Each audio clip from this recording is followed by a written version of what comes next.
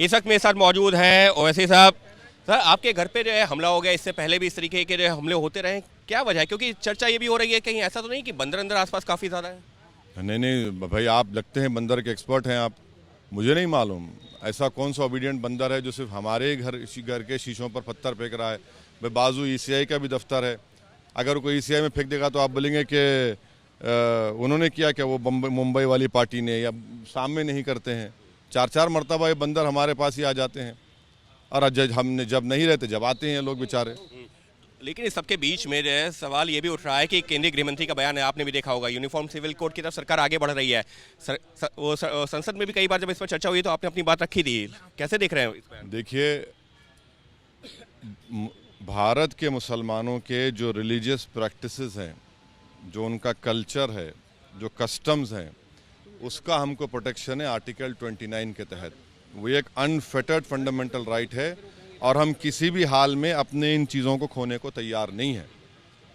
UCC की बात करने वाले, पहले ये तो बता दो कि लव जिहाद का कानून क्यों बनाया आपने। यूसीसी की बात करने वाले ये बता दो कि आपने डिस्टर्ब एरिया एक्ट क्यों बनाया गुजरात में।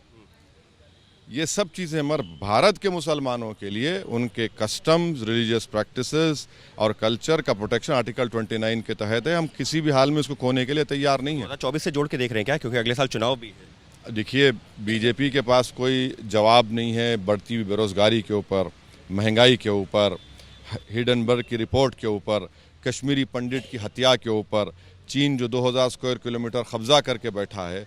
तो ये 5 अहम मुद्दों को जनता का ध्यान हटाने के लिए वो कुछ भी कर सकते हैं।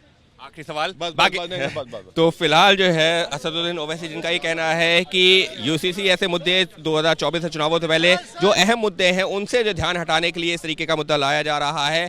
और रही बात घर पे हुए हमले की, तो उसको लेकर के लगातार ओवैसी यही सवाल खड़े कर रहे हैं कि आखिर बार बार मेरे घर पे ही हमला क्यों हो जाता है, वो भी तब जबकि सामने पुलिस मुख्यालय है और नज़दीक में इलेक्शन कमीशन ऑफ इंडिया का ऑफिस। सहयोगी कैमरा पर्सन अजीत चाको के साथ अंकित गुप्ता, एबीपी न्यूज़, दिल्ली।